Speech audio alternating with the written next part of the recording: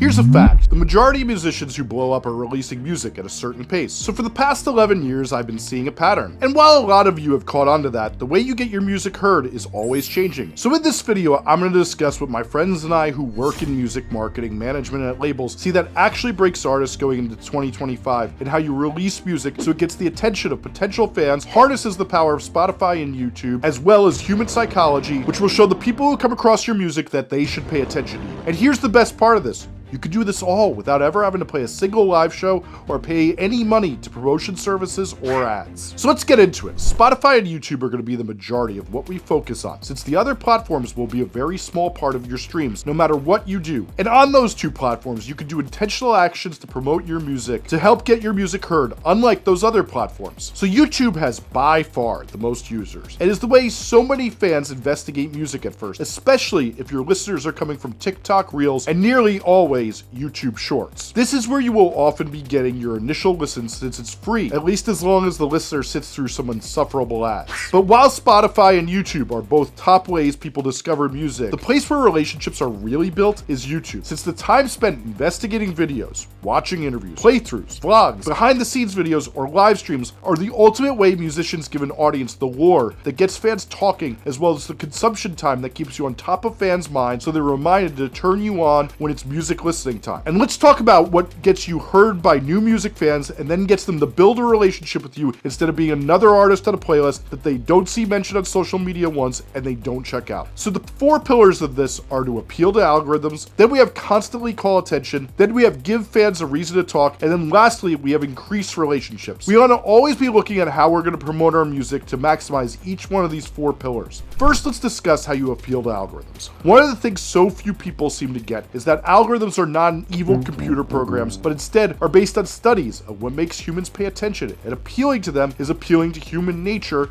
and will get the humans to pay attention to you. So let's talk about that human nature, since that's what the algorithms are built off of. There's a concept I like to call attention propensity. Now, if you aren't so into big words, I mean, come on, I know my audience. Propensity means an inclination or natural tendency to behave in a particular way. And with music fans, the propensity is pay attention to artists that they are reminded of regularly. To go deeper, potential fans' attention is naturally drawn to people who do cool things regularly and call attention to themselves by doing things that are exciting, different, or what I like to call eventful. Eventful means cool content, different things that people have usually seen, striking images, compelling stories, and of course, great songs. Audiences' propensity is to be drawn to things they see that they deem important and they're going to need to know about to be able to have conversations with people that they admire. And by admire, I mean want to be friends with, impress, or sleep with. So let's get into the next pillar, which is give fans a reason to talk. The reason potential fans actually investigate who you are and then become a fan of yours is because they feel the need to know who you are in order to deepen their relationships with others that they want to bond with. Now, here's the funny thing. Some people find the value they give others knowing about music before other people, and they try to find these artists before other people do. And I know you all love real life examples, so let's give the ultimate one I can think of right now. Charlie XCX's rollout for Brat was a masterclass in constantly inserting herself into the culture her fans live in and keeping the conversation going. And if you're interested in this, I just made a video on how she changed album rollouts that's linked below. But some of the reason this album rollout was so masterful is if you were a fan of hers, you never knew what was going to happen next for the entirety of Brat Summer. As one minute she's throwing a pop-up concert outside my gym where she had bought a billboard dubbed the Brat Wall, where she'd constantly be putting up announcements of what was coming the next day. And then another minute she's going out to clubs and she just seems to be everywhere. Even if you don't have 1 millionth the fans Charlie does, the feeling of you need to stay tuned because something new is going to happen is what gets your followers talking, and then everybody around them feels like they need to know who this person is to be able to talk about them. And when you feed fans things that hold their attention, not just announcements of big things coming, you hold their attention, which is also why you see celebrities like Kanye not care when they just say ridiculous things that get them in the news,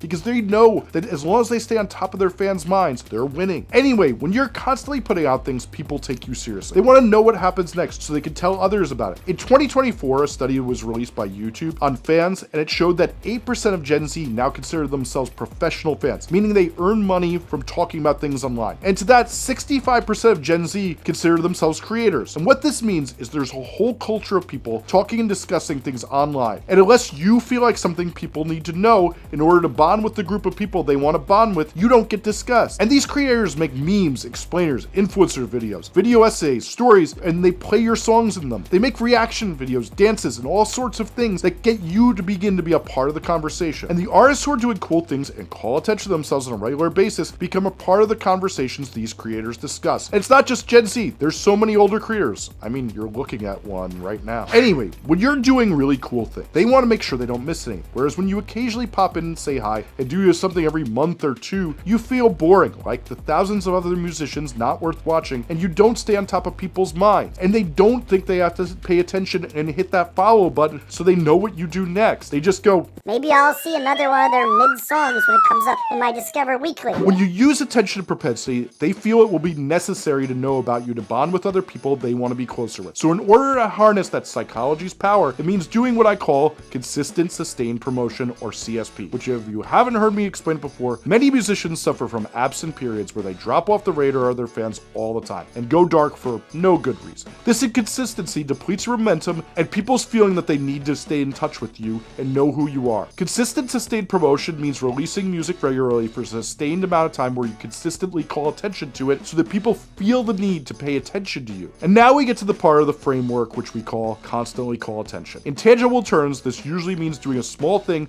like telling a story or making a highly striking image every other week. This means releasing what fans want most from you, aka music, on a regularly sustained basis and creating content around it that keeps the conversation going about it and reminding fans to keep giving their attention to your relationship and going deeper with it, and then they inevitably chat about you to other people. But let me make this real blunt for those of you who find this to be a metaphor when it's barely veiled. It's the irrefutable law of how music promotion works is that if you're consistently promoting your music, if you're doing cool things on a regular basis, people see you as someone to pay attention. But if you go dark all the time and just write, stream our music bro, big things coming, and a caption with a picture you posted for weeks on end, they see you as an annoying clown who's not putting the effort in and that no one's going to talk about in the future, so they won't need to know who you are. So why would they want to pay attention to you when they could be paying attention to all these other artists who are putting out content that's exciting for a long period, like 12 to 18 months? And if you don't get this, I highly suggest you subscribe to my free newsletter, Music Marketing Trends, since I just wrote about this, and the newsletter has tons of content you could read in a few minutes each week that goes deeper on what we discuss in this channel, and the link is in the description. Now, if you're doing the CSP method of promoting, your name will be coming up all the time. It's getting recommended in the algorithms, since let's remember, all these platforms like TikTok and Instagram want you to be posting at least, at minimum, 10 times a month. And if you're telling stories around your music, popping up on social media, and people are going to finally click and learn more about you. But the key to do this is you need to do eventful things. And for all of you who wonder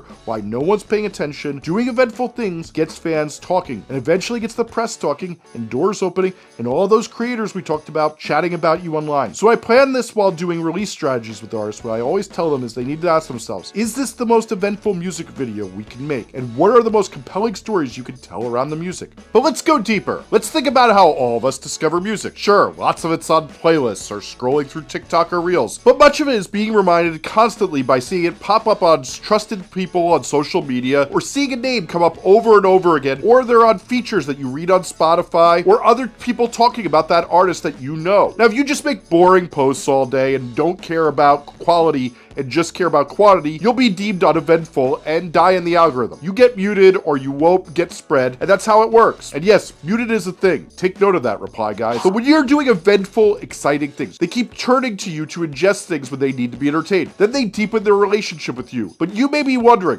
what does this look like in an actual release strategy? Let me cook for one more second and then I'll get there. Now let's think of the other way you discover music, which is when one person is constantly reminded of you and feels a connection to your stories, they talk about you to their friends and on social media. They tweet and share a story and say something like, man, when Incel Hypebeast said that he had a meet cute at the Purge, I felt that. I've had that too. And then someone who admires that person who shared the story wonders who the hell Incel Hypebeast is. And then they go down the rabbit hole, and if your track bangs, they hit play, and now you have someone invested in paying attention to you because they want to connect with that other person and go deeper to understand you so they can talk with that other person. And now you may find love through Incel Hypebeast. And hopefully they become a fan of your music. Friends and admirers try to explore the people they bond with's interest, and this is how you get your music to spread. But to be deemed eventful, you need to be doing things that get people talking continuously. So they'll talk about you when they see their friends, go online to chat, and what does that is a consistent sustain of doing those eventful things, hence consistent sustained promotion. So when I'm doing consulting calls, so many of you will say to me,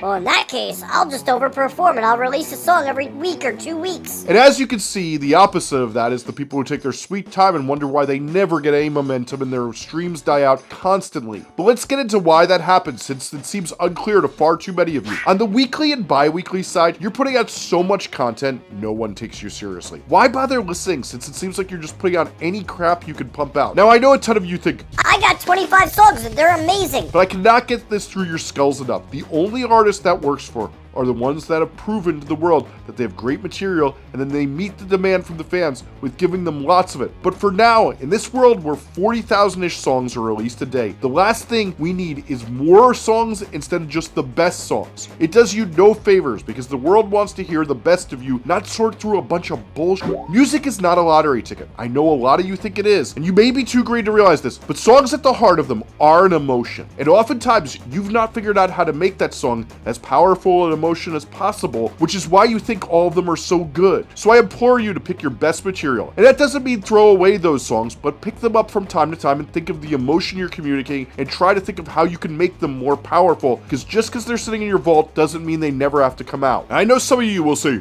Jesse, what about NBA Youngboy or Russ or your buddy Rick G? That's how they did it. Russ was an exception, and it was very complicated, and there's a lot more to that story than putting out a lot of music, and frankly, I've debunked this enough for a lifetime. Hit the description if you want to learn more about that, because I got more important things to deal with right now. But I will say the biggest problem with this is that if you're like most musicians and you're trying to get your track momentum on TikTok, Reels, or Shorts, it's often at the 30-day mark where posting your song starts to gain momentum. So if you're releasing a song every 14 days, it never has the chance to really take off. And since Spotify will only allow you to submit one song at a time for editorial playlist consideration, and they ask you to do it in 28 days in advance, releasing a song any more than that becomes a fool's game, since Spotify editorial playlists allow you a huge opportunity for an explosion in your fan base. And if you don't know what I'm talking about, be sure to watch my video on how to write a Spotify editorial playlist that actually gets you on playlists. I explain everything there, and it's in the description. And I know a lot of you have argued we're out of the playlist era, and just because the numbers aren't as big on editorial playlists doesn't mean that they don't feed those algorithmic playlists where your big numbers come from. The fact is, when you're on those editorial playlists, that's who gets set up for the biggest numbers. So you're out of your mind and not reading the data deeply enough if that's what you think. When you're posting songs though every 2 weeks, like some people recommend, you don't give them enough time to catch on and move on before they ever reach their full potential. And that's one of the main things that changed since we entered the earworm era. But like I was saying, this is the number one thing you should be trying to exploit, since it offers you the most chance of a reward for a little bit of effort that you can make when you release at the optimal clip of every 4 to 8 weeks. But we also need to make YouTube happy, which actually rewards weekly or bi-weekly uploads. So this means when we're promoting your song,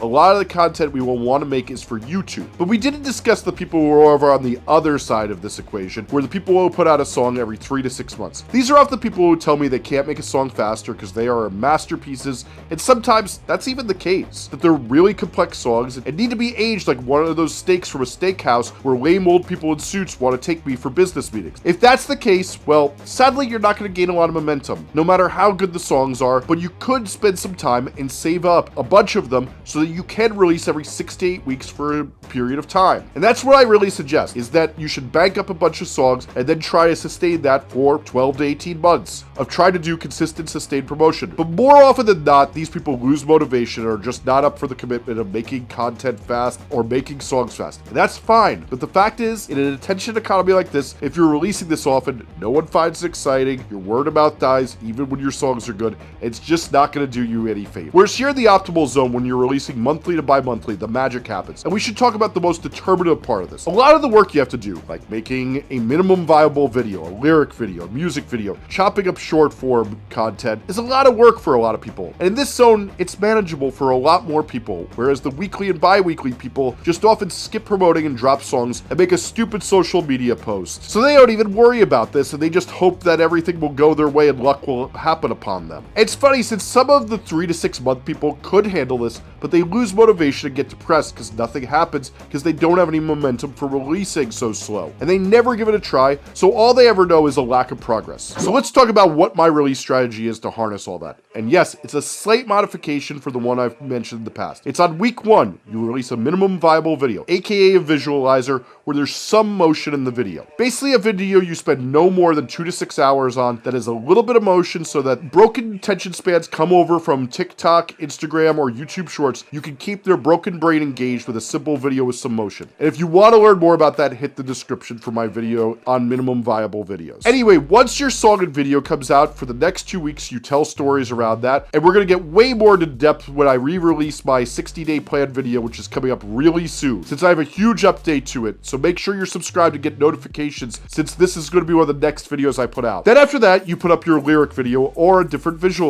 And for those 2 weeks, you continue to tell stories around it. Then 2 weeks after, you post your music video. And depending on how well your song's reaction is, you will promote it for 2 more weeks and tell stories around it. And possibly, if it's doing really well, release an alternate version, which can be an acoustic, a slowed down, sped up, a version with strings, adding an artist to do a feature on the bridge or a verse, do a remix, whatever. But keep giving the audience content to ingest and discuss, and most of all, keep the intention propensity towards you engaged. One of the things you see now all the time with smart DIY and major label acts is to pour some extra fuel on the fire of the song that's really blowing up, is to put out these alternate versions. I see it all the time now when songs go viral, that this is how they keep promoting it, is they make an alternate version. Use your imagination at what would accentuate the song's emotion or bring another context to it that the audience would like, and get that out there as fast as you can so you can keep this going. Since the fact of the matter is, I could name a dozen songs at the top of my head where both the alternate version and the main version do great and complement each other. The alternate version allows you to tell more stories and demand more attention and get people to think they really need to pay attention to this song, since you devoted so much energy to it. And especially if you see this song is doing way better than your others have,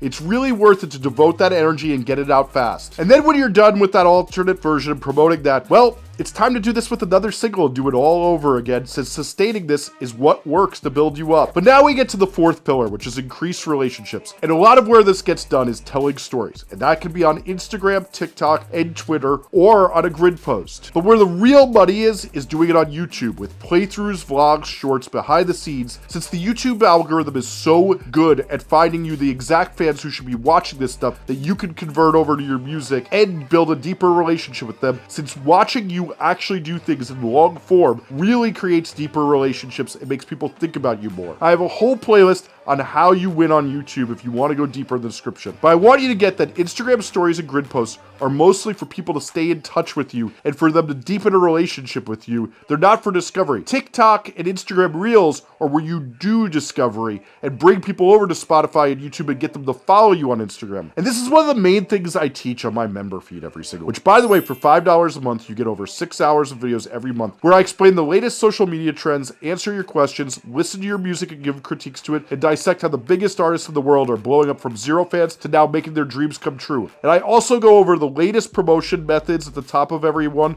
and then answer all of your questions that you have each week at the end of it. So you should really tap in there, and there's a link in the description if you want to. But since all of this is messy, we need to talk about attention too. So many people have busy weeks, or perhaps they went online to see the single announcement that you made, and then they forgot about your song because things got crazy, even though they'd probably love it. When you tell stories about your music and come out with a new content, like a lyric video after 2 weeks, or a music video 2 weeks later, it allows the algorithm to remind people, as well as having your eventful stories to tell around your song. And you can post those stories to Instagram, TikTok, Twitter, Threads, or wherever else. It makes it so you actually get noticed and you seem eventful when you have all this stuff going on and you demand attention propensity. Now, I know some of you are asking, how long does this take? And the answer is usually mostly about what you consider a success, how good your song is. So it's hard for me to answer that, but what I really see is most of the artists that are really happy with their growth, they've been sustaining it around a year to 18 months and really doing all this work. And let's remember, it only takes 6 songs a year to fill up a calendar. And if you release that minimum viable video and a stream of your song on all the platforms the first week, then 2 weeks later that lyric video or visualizer, then 2 weeks later a music video, and then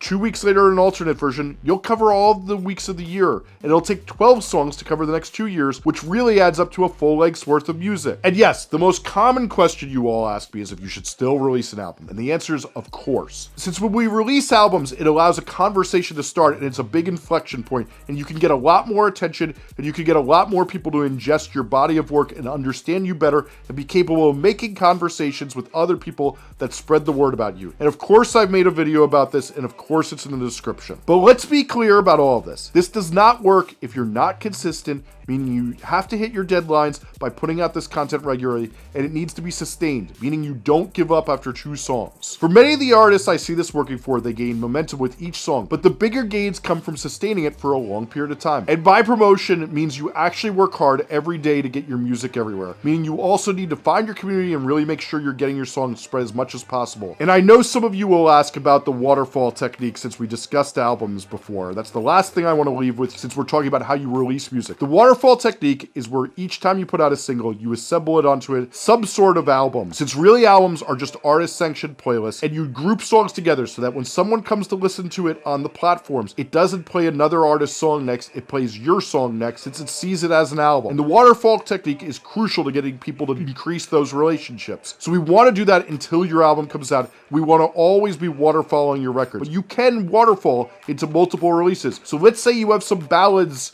and then you have some rockers. You can separate those out onto 2 different waterfall releases, and as you release each type of song, put them up there. But the waterfall technique, or linking to a playlist of all your songs, is really how you retain people on Spotify and help make releasing a music effective. And every distributor has an FAQ on how to do this, and I would explain it in this video, but it'll change the week after I publish it. So hit your distributor's FAQ on how to do it. So if you watched this far, I've made a video that I mentioned it with my 60-day plan that gets into much more of the details of how you promote your music around this. It's a step-by-step guide to that. It's linked in the description or on the screen now, and you should watch that next. Thanks so much for watching.